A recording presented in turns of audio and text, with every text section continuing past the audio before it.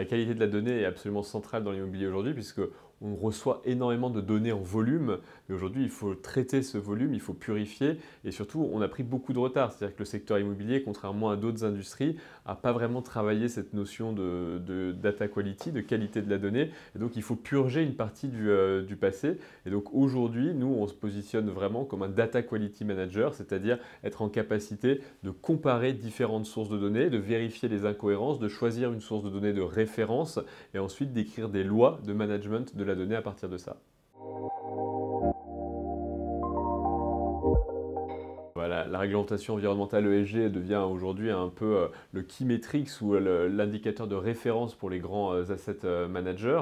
Et donc forcément, ça se répercute sur la donnée. Une partie de la donnée qui va nourrir ces ESG a besoin d'être de plus en plus fiable. On l'a vu avec les scandales de greenwashing d'AWS ou d'autres entreprises. Il faut que la donnée soit fiable. Et moi, je milite au sein de Stonal, on le fait particulièrement, pour qu'on passe d'une démarche déclarative de l'ESG, qui est de cocher des cases, à une démarche de preuve où en fait on va pouvoir créer un lien direct entre l'élément qu'on a déclaré et le document sur lequel on a fondé cette déclaration. Et c'est le régulateur, le commissaire aux comptes, les auditeurs pourront venir auditer, vérifier que si on dit qu'il n'y a pas d'amiante dans un bâtiment, on puisse voir le certificat technique qui montre qu'il n'y a pas d'amiante.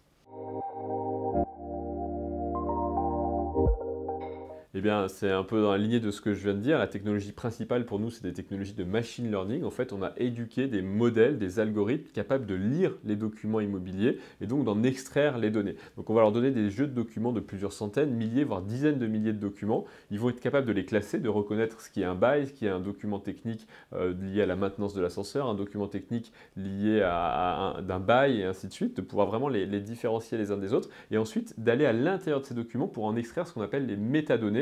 C'est-à-dire qu'avoir un PDF d'une version papier, j'ai pas fait un très grand pas dans la numérisation. Si par contre je suis capable dans un bail de lire l'identité du preneur, le loyer, les mesures d'accompagnement et la surface occupée, là j'en tire vraiment une information qualitative que je peux aller comparer à ce qui est rempli dans mon ERP, à ce qui est rempli dans mon logiciel de loyer. Et donc c'est grâce à ça et c'est là-dessus qu'on se base chez Stonal.